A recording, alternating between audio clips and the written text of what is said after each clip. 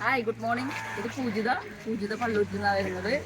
Radio എഫ്എമ്മിൽ ഞങ്ങളുടെ talk കേട്ടതിന് ശേഷം കുറേ നാളുകൾ വെച്ചു. ഇപ്പോഴാണ് സമയം കിട്ടിയത്. എന്തായാലും 3-4 ദിവസം കൊണ്ട് നന്നായിട്ട് ചവിട്ടാൻ പറ്റി. വളരെ സന്തോഷമാണ്. മക്കളെയൊക്കെ അറിയിക്കാൻ വേണ്ടിയിട്ടുള്ള ഒരു ടെൻഡൻസിയാണ്. എന്തായാലും നന്നായിട്ട് ചവിട്ടും. എൻ്റെ പേര് ജിത. ഞാൻ പള്ളുരുത്തിൽ നിന്ന് വരുന്നു. പിന്നെ എൻ്റെ ഏറെ നാൾക്കൊരു ആഗ്രഹമായിരുന്നു സൈക്കിളോട്ട് പഠിക്കുക എന്നത്.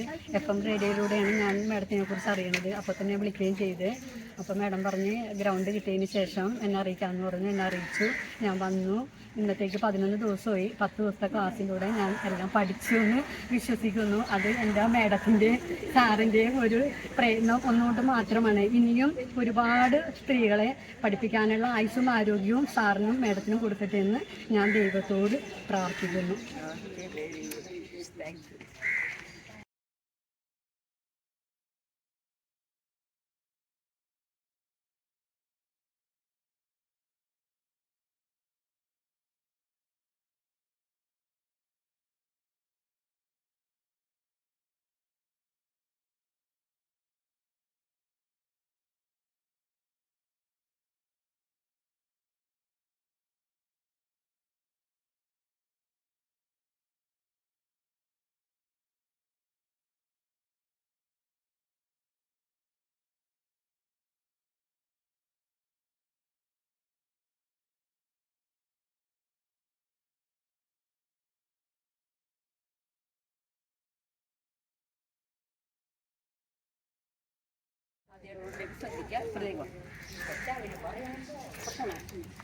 സൈക്കിൾ പഠിക്കാൻ ശരിക്കും പറഞ്ഞാൽ 15 മിനിറ്റ് അരമണിക്കൂർ മതി.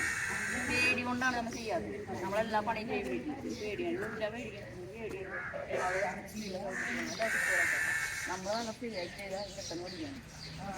ഇതിനെ കണ്ടിട്ട് വേഗം പഠിക്കുന്നതിൻ്റെ കൈ രണ്ടും സുഖമായിട്ട് ഫ്രീ ആയിട്ട് ഇരിക്കുക. കാണിച്ചനുസരിച്ച് ഇങ്ങനെയുള്ള ലൂസ് പാൻ്റ് ഒന്നും ഇട്ടിട്ട് വരാതിരിക്കുക. ചെറിയ ടോപ്പ് ഇടുക കേട്ടോ. ഇത് ഇങ്ങനെ കടന്ന് നിന്നിട്ട് ഇരിക്കുക. ചെറിയ വണ്ടിയാണ്. ഇതിലേക്ക് കാല് രണ്ടും ഇങ്ങനെ കുത്താൻ പറ്റും. വീഴും. ഞാൻ ഇങ്ങനെ ഇരിക്കണം. കൈ പിടിച്ചിട്ടുണ്ടാവും.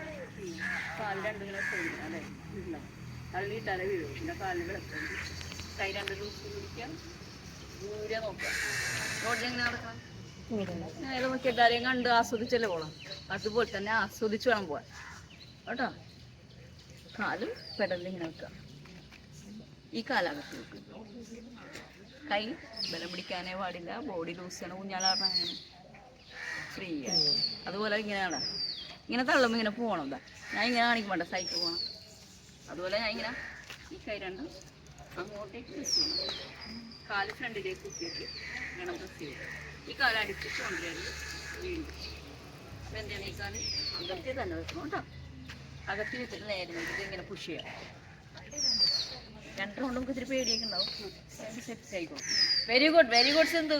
അടിപൊളി. അത് കഴിയുമ്പോൾ നെക്സ്റ്റ് സ്റ്റെപ്പ് പറയും. ഇറങ്ങുമ്പോൾ എന്ത് വേണം? കാലത്ത് ഇങ്ങനെ ഇറങ്ങണം.